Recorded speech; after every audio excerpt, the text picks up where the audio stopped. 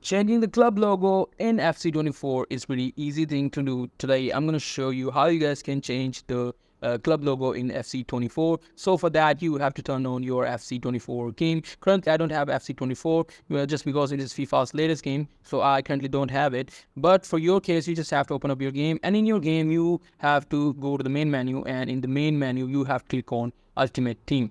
And in the Ultimate Team, you just have to enter the Ultimate Team mode. After entering to the Ultimate Team mode, you have to press the RB key in your Xbox controller. If you are a PlayStation user, you have to press the R1 key. If you are on PC, you have to press the C key, or you can simply scroll using your mouse. And then you have to go to the settings. You will be able to see an option for settings. You just have to go to the setting option, and there you will be able to see an option for rename club. You just have to go to that option, which is rename club. You will see something like that. Now here you can simply change the club name, or you can change the abbreviation of the club name, and after that you can confirm that. If you go to this feature, you will be able to change the logo for your club as well. So after that you just have to click on this confirm club name. So that's pretty much it. That's how you guys can change your club logo in FC24. Hope you guys found this helpful.